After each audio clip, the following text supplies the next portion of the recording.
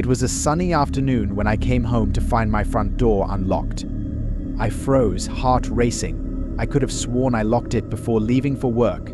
I stepped inside cautiously, expecting to see signs of a break-in, but everything looked undisturbed. I tried to shake off the uneasy feeling as I checked every room, convincing myself it was just a lapse in memory. But as days passed, strange things started happening.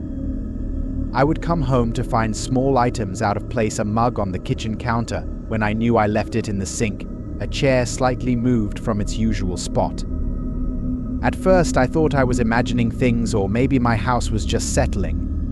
But then, one night, I woke up to the sound of footsteps downstairs. Heart pounding, I grabbed a baseball bat and crept down the stairs, ready to confront an intruder. As I reached the bottom step, I saw a figure standing in my living room, a man, tall and dressed in dark clothing. He froze when he saw me, eyes wide with surprise.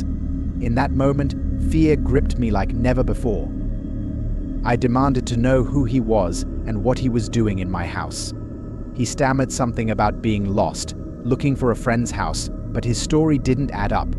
I could tell he wasn't expecting anyone to be home. I kept my distance, gripping the bat tighter, my voice trembling as I told him to leave immediately or I would call the police.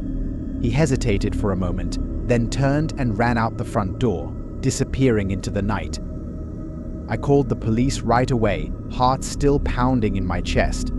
They searched the area but didn't find him. They took my statement and promised to increase patrols in the neighborhood. After that night, I couldn't shake the feeling of being watched. Every creak of the floorboards, every unexpected noise sent shivers down my spine. I started locking every window and double-checking the doors, paranoid that he might come back. Months passed without incident, but the memory of that night lingered. I never found out who he was or why he chose my house. The fear of someone invading my home, my sanctuary, stayed with me long after the initial shock wore off. I installed security cameras and upgraded my locks, but the sense of security I once had was shattered. It's a feeling I hope no one ever has to experience, the violation of your home, your privacy, by an uninvited guest who leaves behind only fear and unanswered questions.